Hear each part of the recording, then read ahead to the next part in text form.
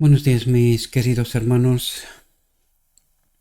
Hoy vamos a tratar de entender un tema que es un tipo de nuestra realidad. Es un llamado de Cristo al arrepentimiento y una invitación a la boda del Cordero, donde recibiremos el don inmerecido. He titulado la reflexión de hoy, que como os dije es un tipo de nuestra realidad. La historia se repite.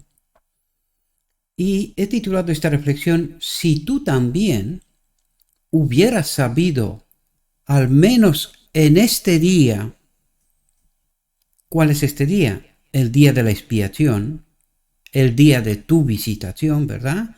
Las cosas que pertenecen a tu paz. ¿Y cuál es nuestra paz? Cristo, nuestra justicia, nuestra ley, nuestra libertad, nuestra paz eterna.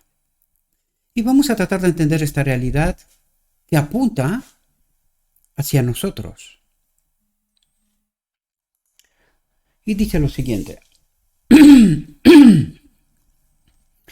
Dice, Israel había sido un pueblo favorecido. Acabo de recibir un mensaje, por eso lo estaba mirando. Dios había hecho de su templo, su morada.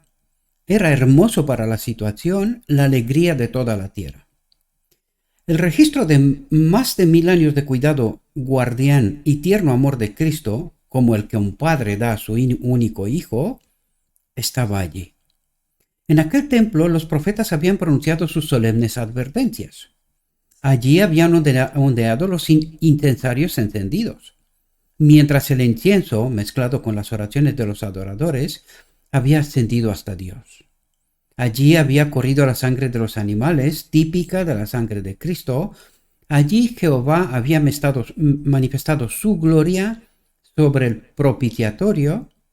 Allí habían oficiado los sacerdotes, y la pompa de los símbolos y las ceremonias había durado siglos. Pero todo esto debía terminar. ¿Por qué?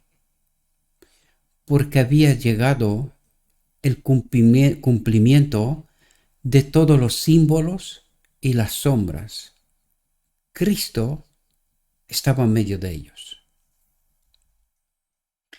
Dice, Jesús levantó la mano que tantas veces había bendecido a los enfermos y a los que sufrían, y agitándola hacia la ciudad condenada, exclamó con quebradas expresiones de dolor.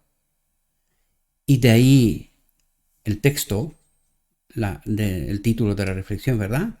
Si hubieras conocido aún tú, al menos en este tu día, las cosas que pertenecen a tu paz. Aquí el Salvador hizo una pausa y dejó sin decir cuál habría sido la condición de Jerusalén si hubiera aceptado la ayuda que Dios deseaba darle. ¿Cuál es esta ayuda? ¿La Odisea? Porque estamos en el día de la expiación de los gentiles.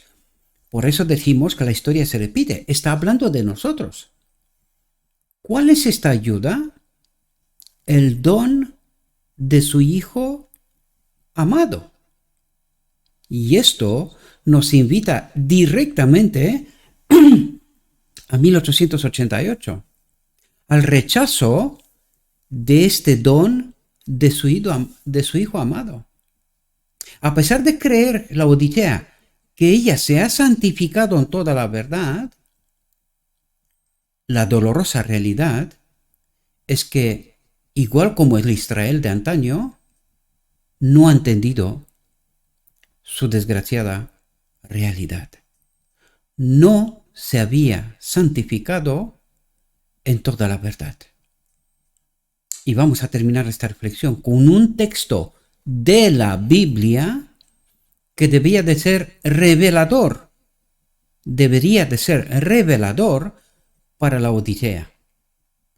Pero desgraciadamente, al rechazar el don de su Hijo amado desde 1888 hasta hoy, no comprende su realidad, desgraciadamente. Dice, si Jerusalén hubiera sabido lo que tenía el privilegio de saber, si hubiera prestado atención a la luz que el cielo le había enviado, podría haberse levantado en el orgullo de la prosperidad, la reina de los reinos, libre en la fuerza del poder que Dios le había dado. Y aquí quiero hacer un apunte, mis amados. Solamente con el don de su Hijo amado, solamente con la presencia del Espíritu de Cristo somos libres. De otro modo, dice, libre en la fuerza del poder que Dios le había dado, pero que sistemáticamente lo rechazó. Por eso incluso en este momento está bajo el yugo romano y su príncipe, el enemigo. Dice, no habría habido soldados armados a sus puertas, ni estandartes romanos ondeando en sus murallas. El glorioso destino que podía haber bendecido a Jerusalén, si hubiera aceptado a su Redentor, se levantó ante el Hijo de Dios. No se olviden, mis amados, porque está hablando de nosotros en realidad. Este texto es el deseado de todas las gentes. El Rey viene, es su título. Dice, él vio que a través de él podría haber sido curada de su grave enfermedad. ¿Cuál es su grave enfermedad? Está separada de la gloria de Dios. El pueblo está separado de la gloria de Dios. Esta es nuestra enfermedad. Y que esto produce las consecuencias que produce, los pecados. ¿Verdad? Dice, liberada de la esclavitud y establecida como la poderosa metrópoli de la tierra, de sus muros habría salido la paloma de la paz. De sus muros habría salido la paloma de la paz. ¿A qué hace referencia? Del cuidado del Padre que acompaña al Hijo. Paloma de la paz, símbolo. En el bautismo vemos la confirmación del Padre de que Jesús es su Hijo. Y aquí nos dice, de sus muros de Jerusalén habría salido la paloma de la paz para todas las naciones. ¿Cuál era el deber de Israel? Proclamar esta liberación, esta verdad. Pero no lo hicieron. Y la Odisea. Dice, habría sido la diadema de gloria del mundo. Pero qué desgracia. En este momento Jerusalén estaba sitiado, dominado, ocupado. Y en este momento la Odisea está sitiada, ocupada, dominada en el ecumenismo. Y el pueblo ni siquiera lo sabe. Igual que el Israel de antaño. Dice, pero la brillante imagen de lo que Jerusalén podría haber sido se desvanece de la vista del Salvador. Se da cuenta de lo que es ahora bajo el yugo romano, llevando el ceño fruncido de Dios, condenada a su juicio retributivo. Aquí quisiera hacer un recordatorio a todos aquellos que una y otra vez, independientemente de su condición, dice, Dios es amor, nos salvará. Hoy vamos a mirar la realidad de frente. Dice, retoma el hilo roto de su lamento, pero ahora están ocultos a tus ojos. Todas esas bendiciones están ocultas a tus ojos. La Odisea. Porque vendrán días sobre ti en que tus enemigos te cercarán con trincheras y te rodearán y te estrecharán por todas partes y te pondrán a ras de tierra y a tus hijos dentro de ti y no dejarán en ti piedra sobre piedra porque no conociste el tiempo de tu visitación. Esto se te aplica a la Odisea, pero tú no lo sabes. ¿Qué es piedra sobre piedra? todas tus doctrinas, principios, están contaminadas. Tu evangelio está contaminado. Y no sabes que estás a ras de tierra con todas las demás, porque rechazaste el don de su Hijo, el Espíritu de Cristo. Dice, Cristo vino a salvar a Jerusalén con sus hijos, pero el orgullo farisaico, ¿cuál es el problema o cuál fue el problema de Israel y cuál es el problema de la Odisea? Pero el orgullo farisaico, la hipocresía, los celos y la malicia le habían impedido cumplir su propósito. ¿A quién? El caso de los judíos, a Jesús. En nuestro caso, a Cristo. Le rechazamos, queridos. Le rechazamos.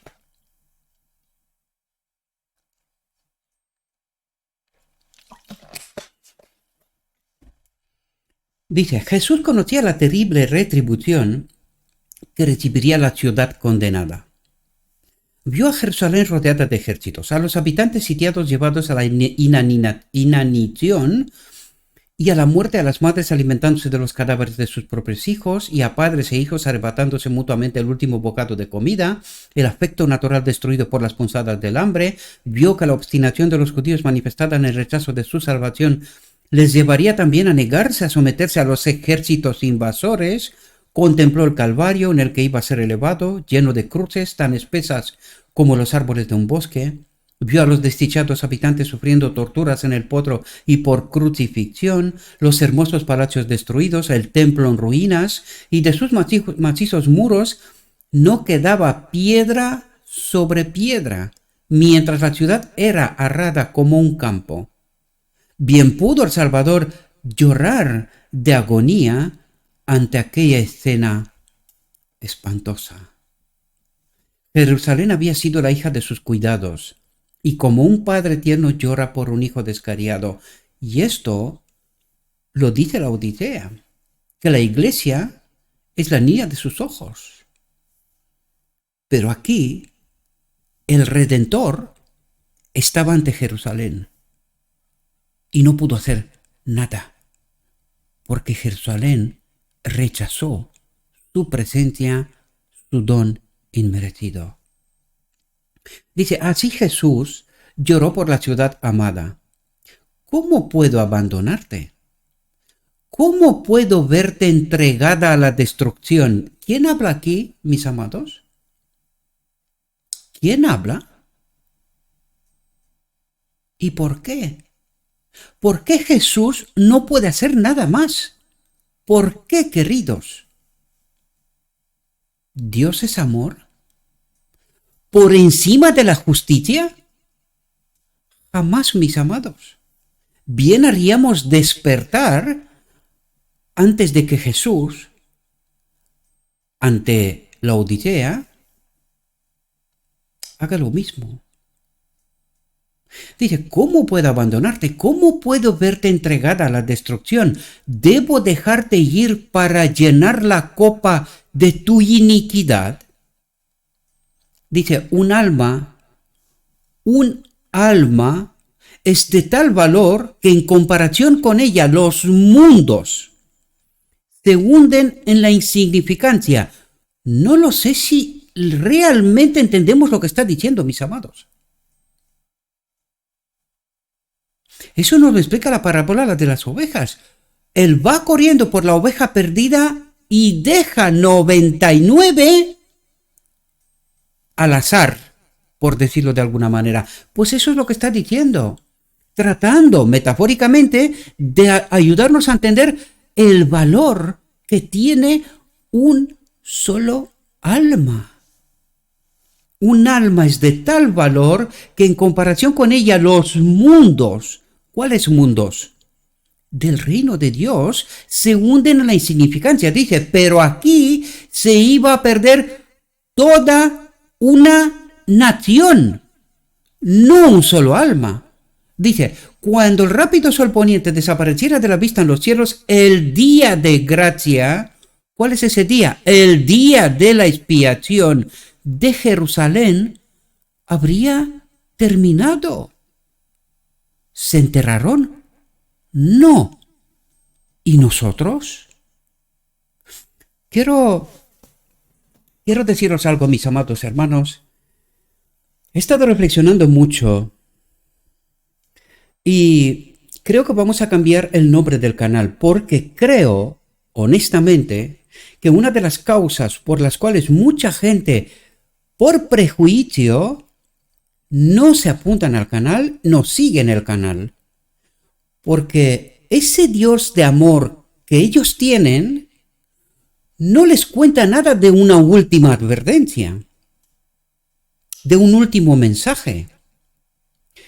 Pero aquí Jesús le da a Israel una última advertencia. Es el último día de gracia y que después de este día ya no habrá más. Y el cristianismo no logra entender esta realidad. Por esto vamos a tratar de evitar, si fuera posible, estos prejuicios. Voy a tratar de cambiar el nombre del canal, tanto en el Telegram como en el canal de YouTube, para evitar estos prejuicios sin cambiar el propósito y la misión del canal. Creo que tengo un nombre que refleja lo mismo, pero con otras palabras, apoyadas, fundamentadas por un texto bíblico. Apocalipsis 19, versos 7 y 8. Las bodas del Cordero. Este creo que va a ser el título del canal, tanto en Telegram como en YouTube. Voy a tratar de cambiarlo para evitar estos prejuicios, ¿verdad? Bien, hecho el anuncio, vamos a seguir aprovechando este último día de gracia de Israel, este último día de gracia de la Odisea. Dice, cuando el rápido sol poniente desapareciera de la vista en los cielos, el día de gracia de Jerusalén habría terminado. Mientras la procesión se detenía en la cima del olivar, aún no era demasiado tarde para que Jerusalén se arrepintiera. ¿Qué está esperando Dios de la Odisea? Que se arrepienta de lo que hizo en 1888. Y esto nos dice que desde 1888 Dios estuvo esperando. Pero la Odisea no entendió su desgracia. Por eso nunca se arrepintió. Es más, trata de esconder por todos los medios aquel desgraciado evento. 1888 es como el Isaías 53 para los judíos. Un evento, un texto del cual no queremos ni hablar, mucho menos comprender. Dice, pero el gran corazón de amor de Cristo todavía suplicaba por Jerusalén, que había despreciado sus misericordias, despreciado sus advertencias y estaba a punto de manchar sus manos con su sangre. Estaba a punto de manchar sus manos con su sangre. Iban a matar al Cordero de Dios. Y no lo sabían. Y no lo sabían. Esto pasó en 1888 también, porque el pueblo no se santificó. No comprendió el propósito eterno de Dios. Dice, si Jerusalén se arrepentía, aún no era demasiado tarde. Mientras los últimos rayos del sol poniente se posaban sobre el templo, la torre y el pináculo, ¿no la conduciría algún ángel bueno al amor del Salvador y evitaría su perdición? Este pensamiento lo tiene el cristianismo hoy? Y la respuesta es, el ángel bueno estaba en medio de ellos, pero no le conocieron. Esto mismo le pasa a Laodicea, queridos. Dice, hermosa e impía ciudad, que había apedreado a los profetas, que había rechazado al Hijo de Dios, que se encerraba por su impenitencia en grilletes de esclavitud, casi se había agotado su día de misericordia. Y aquí quiero preguntaros yo, mis amados, ¿qué estaba por pasar?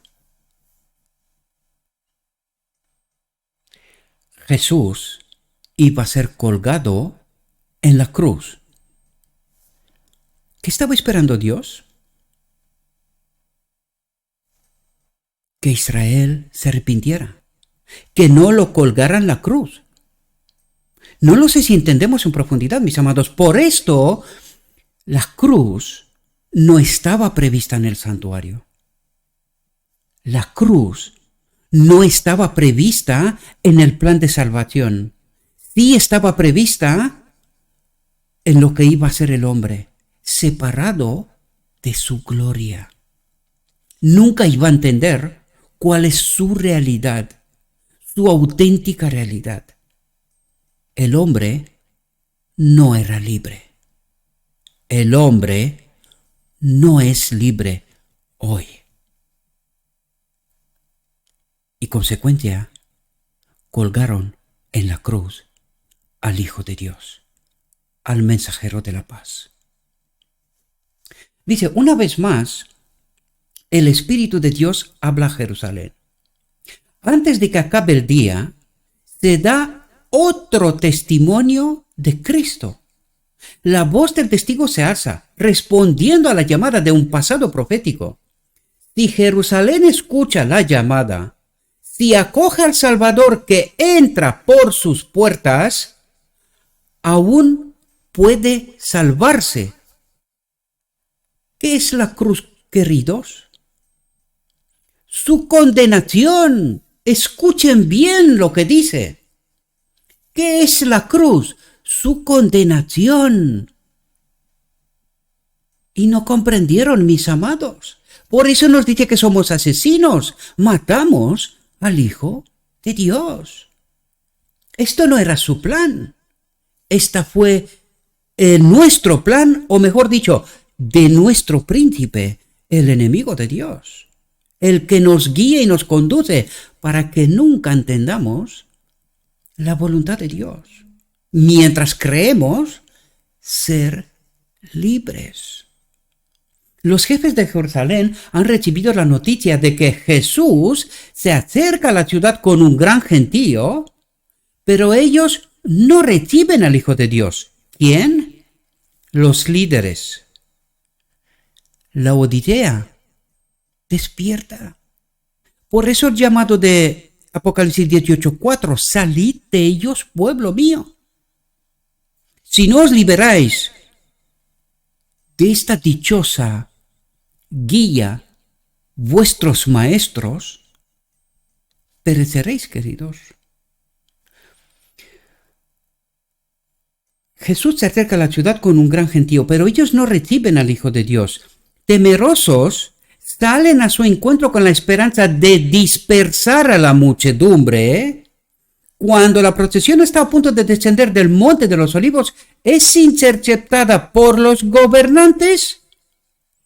Preguntan la causa del tumultuoso regocijo al preguntarles, ¿quién es este? ¿Quiénes serán? Los maestros. ¿Conocían las Escrituras? ¿Se habían santificado en toda la verdad? ¿Sabían quién era Jesús? Laodicea, despierta. Tus líderes te llevan al matadero. Y tú ni siquiera te enteras. Dice, al preguntarles quién es este, los discípulos llenos del espíritu de inspiración, responden a esta pregunta. Repiten con elocuencia las profecías relativas a Cristo. Amados, ¿quiénes preguntan quién es este? Los líderes de la nación. ¿Quiénes contestan quién es este? Con lo escrito está. Los mensajeros de Cristo que le acompañaban iban a ser sus apóstoles. Fijaos, quien se conoce las Escrituras y quienes supuestamente conocen las Escrituras preguntan ¿quién es este? No han conocido su día de visitación. Y fijaos lo que dicen los apóstoles. Con lo escrito está. Adán os dirá, es la simiente de la mujer la que herirá la cabeza de la serpiente. ¿Dónde? En la cruz, queridos. Herirá la cabeza de la serpiente en la cruz. Porque no le quedaba otra. O lo mataba o perdía su dominio, que de todos modos lo perdió igualmente. Dice, preguntad a Abraham, él os dirá, es Melquisedec, rey de Salem, rey de paz. Jacob te dirá, es Silo, de la tribu de Judá. Isaías te dirá, Emanuel, admirable, consejero, Dios fuerte, Padre eterno, príncipe de paz. Jeremías os dirá, el renuevo de David, el Señor, nuestra justicia, la Odisea. ¿Entendiste tú el mensaje de 1888? ¿Te habías santificado en toda la verdad? ¿Y hoy? ¿Comprendes hoy más que entonces? Dije, Daniel os dirá, Él es el Mesías. Oseas dirá, Él es el Señor, Dios de los ejércitos. El Señor es su memoria. Juan el Bautista te dirá que Él es el Cordero de Dios que quita el pecado del mundo. Y cuando dice quita el pecado del mundo, ¿cuál es el único pecado? Estamos separados de Dios. ¿Qué vino Cristo a hacer? Unirnos con Dios. La boda del Cordero, el día de la expiación de los judíos. Quita el pecado, la separación de Dios del mundo. ¿Qué entendió el cristianismo? De todo menos esto. El gran Jehová ha proclamado desde su trono, este es mi Hijo amado. Nosotros, tus discípulos, declaramos, este es Jesús, el Mesías, el príncipe de la vida, el redentor del mundo. Y el príncipe de las potestades de las tinieblas lo reconoce diciendo, yo te conozco, el Santo de Dios. ¿Y qué pasó después, mis amados? ¿Por qué en este último momento se termina el tiempo de gracia? Porque después de esto, lo cuelgan en la cruz. ¿Quién es este? Preguntaron los gobernantes. ¿Qué fue lo que hicieron? Lo mataron. Volvamos a la Odisea. ¿Quién es este? ¿Qué hizo la Odisea? Jamás trató de entender quién es este. Lo mataron. Se fueron directamente en el ecumenismo, abandonaron, según la visión de los dos tronos, el lugar santísimo para irse delante del trono del lugar santo que lo ocupa el enemigo de Dios. ¿Quién es este? Esta pregunta retumba hasta hoy. Aquí se termina la reflexión, mis amados, pero para mí no. Porque nosotros necesitamos entender por qué esta reflexión, este tipo, nos toca a nosotros. Y la respuesta la tenemos. En lo escrito está, Mateo 22. Y dice lo siguiente desde el versículo 22 en adelante. Dice, tiene como subtítulo Parábola de las fiestas de bodas. Os he hablado en la reflexión anterior de la fiesta de los tabernáculos. ¿Que representa qué? La fiesta de las bodas. Es la última del calendario celestial. La última. Dice, respondiendo a Jesús les volvió a hablar en parábolas diciendo, el reino de los cielos es semejante a un rey que hizo fiesta de bodas a su hijo, y envió a sus siervos a llamar a los convidados a las bodas, mas estos no quisieron venir. Volvió a enviar otros siervos diciendo, decid a los convidados. ¿De quién habla? De los judíos, queridos. He aquí he preparado mi comida, mis toros y animales engordados han sido muertos, y todo está dispuesto, venid a las bodas. ¿Desde cuándo está todo dispuesto, queridos? ¿Desde cuándo hay un llamado a acudir a las bodas del Cordero? Desde la primera venida de Cristo. ¿Pero qué hicimos nosotros? Lo colgamos en la cruz. Matamos a su Hijo. ¿Y esto queda sin consecuencias? Vamos a ver por qué habla Dios. Está escrito. Dice, todo está dispuesto, venid a las bodas. Mas ellos, sin hacer caso, se fueron uno a su labranza y otro a sus negocios, y otros tomando a los siervos, los afrentaron y los mataron. ¿Quiénes eran los siervos? Los apóstoles. Los apóstoles. Dice, al oírlo el rey se enojó, y enviando sus ejércitos, destruyó a aquellos homicidas y quemó su ciudad. Año 70 Jerusalén. Es lo que vimos en la reflexión antes, ¿verdad? Dice, entonces dijo a sus siervos, las bodas a la verdad están preparadas. ¿A quién se dirige ahora? A los gentiles. Y dice, las bodas están preparadas, mas los que fueron convidados no eran dignos. Id pues a las salidas de los caminos y llamad a las bodas a cuanto halléis. Y saliendo los siervos por caminos, juntaron a todos los que hallaron, juntamente malos y buenos. Los gentiles no tuvieron santuario, no tuvieron la palabra de Dios, no tuvieron nada. Por lo tanto, el llamado era para todo el mundo. Dice, y las bodas fueron llenas de convidados. Y entró el rey, aquí estamos hablando de 1844, ¿verdad? Cuando comienza el día de la expiación de los gentiles. ¿Y quién entra en este día? La Odisea, ¿verdad? Y dice, y entró al rey para ver a los convidados y vio allí un hombre que no estaba vestido de boda. ¿Quién es este hombre? La Odisea. Y le dijo, amigo, ¿cómo entraste aquí sin estar vestido de boda?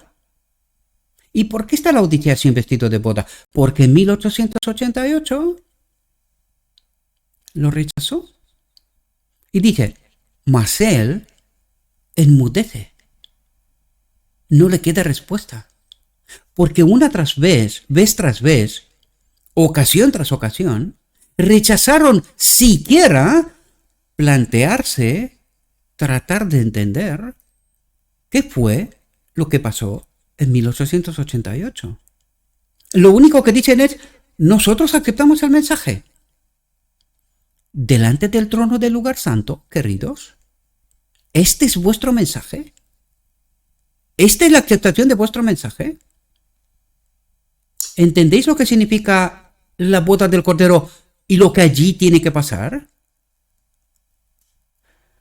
Entonces el rey dijo a los que servían, atadle de pies y manos y echadle en las tinieblas de afuera, allí será el lloro y el crujir de dientes, la Odisea. Salid de ellos pueblo mío, porque muchos son llamados y pocos escogidos. Esta es la advertencia y el mensaje para el pueblo de Dios hoy.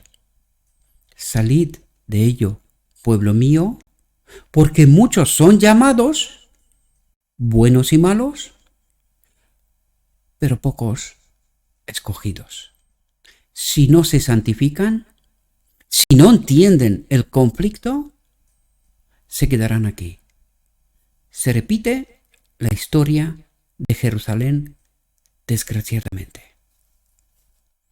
Y para terminar, nuestro texto final. Dijo mi guía: todavía hay mucha luz que debe brillar de la ley de Dios y del Evangelio de la justicia. Este mensaje, entendido en su verdadero carácter y proclamado en el Espíritu, crecerá hasta alcanzar una importancia tan grande como apenas soñéis, y iluminará la tierra con su gloria. Y esto es lo que está esperando nuestro Dios. A los pocos escogidos que han de participar con Él para iluminar la tierra en este último mensaje final. Le ruego a nuestro Dios que nos envíe su Espíritu, mis amados, que nos ayude a entender su verdad, su realidad, su perspectiva. Entendiendo, hagamos nuestra elección.